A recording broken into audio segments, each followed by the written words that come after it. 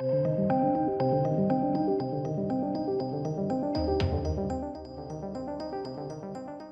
welcome back to the channel. Massive news, and this is huge news. Not that MGM have been like a huge player recently, because they've not. But this is still massive, massive news. Obviously, the headline here is the studio behind the James Bond franchise. However, they do own some other things here and there. Not huge stuff, but they do own some things. They're looking to sell off the entire film and TV studio. They don't want any part of it anymore. They can't. They're not earning anything. They're basically just losing. Huge, huge news. And this follows on from them, rumoured anyway, to be looking to sell James Bond No Time to Die to get some money in because they desperately need it. And this further compounds that.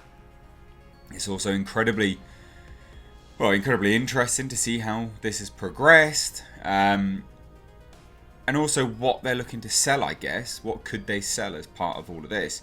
And there's actually quite a lot. There is actually quite a lot on the back end of this. So I think this further states the dire situation of the film industry. And I will say it, the direction that they've been going in. This whole going woke situation, driving political agendas. You know, a lot of people keep claiming that it's nonsense. The whole, get woke, go broke is nonsense. And yet, this has continuously happened. Sony were looking to sell up. MGM are formally selling. When are you going to learn? When are you going to learn? Now, obviously, that's not the only factor. Bad stories in conjunction with those agendas is a large player as well. But this is still huge news, regardless. Anyway, looking awfully white up in here. Basically, this is all on the Wall Street Journal, right? They report that MGM, they say actively looking, they have formally initiated moves to sell, right? They have literally said, we're up for sale, buy us. Way! Now they say with the hope being that they can attract companies keen on expanding their reach in the world of streaming. Now the company, which has already turned to investment banks Morgan Stanley and LionTree LLC to begin the formal sale process, so yeah, that's the formal sale that I discussed, has a market value of 5.5 billion, and they hope to attract a buyer willing to pay that much money for the franchises of James Bond. Big money, right? I mean, that's a pretty big franchise, and it does have the potential to earn good money. The Daniel Craig era of James Bond has been earning very, very good money, right? Regardless of whatever you think of the quality of the films that have come out of it, they have earned very good money. Now, they list here Candyman as a franchise. It's not a franchise. We'll have to wait and see whether this new iteration from is it Nia DaCosta or something like that? I can't remember. I can't remember the name. I think it is Nia DaCosta. I've got that in my head from somewhere. We'll have to wait and see how their iteration goes, but it is from Jordan Peele.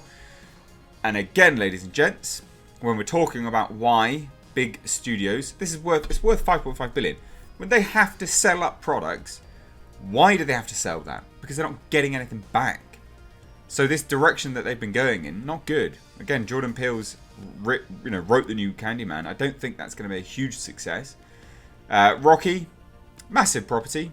Yeah, that could earn a lot of money.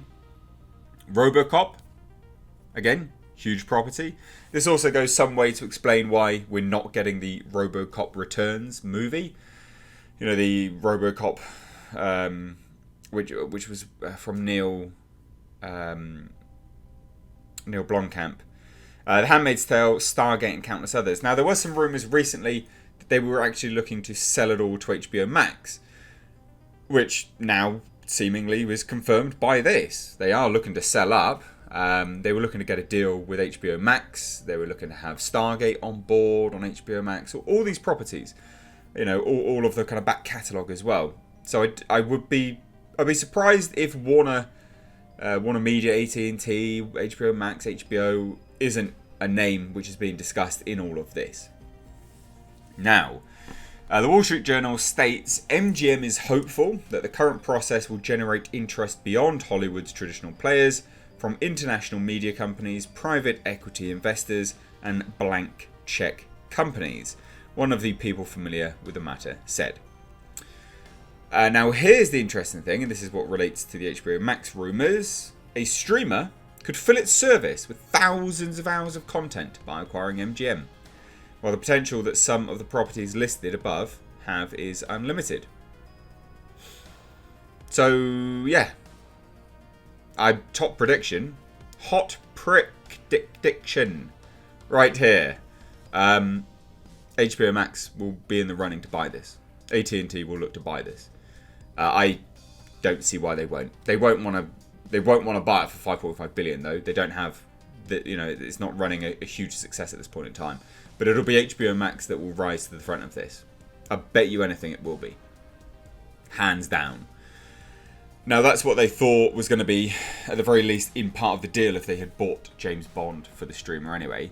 But I really do think that AT&T will look to buy this, or HBO Max will look to buy the back catalogue. So yeah, hot prediction, ladies and gents. HBO Max will rise to the top of the discussions here. Now, this article states that James Bond, for example, could see a streamer like Apple TV or Netflix add all 25 films to its platform, while expanding the series as an exclusive with spin-offs on TV shows. Who will come forward to consider making this purchase in the trying times caused by COVID remains to be seen. Be HBO Max. Bet you anything. Hot prediction. So there you go. I mean, this is huge. And yeah, I mean, they note here that a lot of, a lot of this is caused by COVID and things like that. Yeah, maybe. But a lot of it has to be, this is a slow, long, declining trend. A lot of this is going to be because of what they've been putting out. It's not been that good. Nonsense genders, this, that, and the other. So what do you guys think?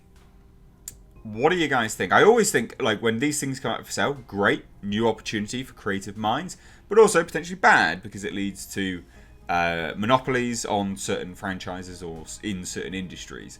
So it'll be interesting to see how this comes around.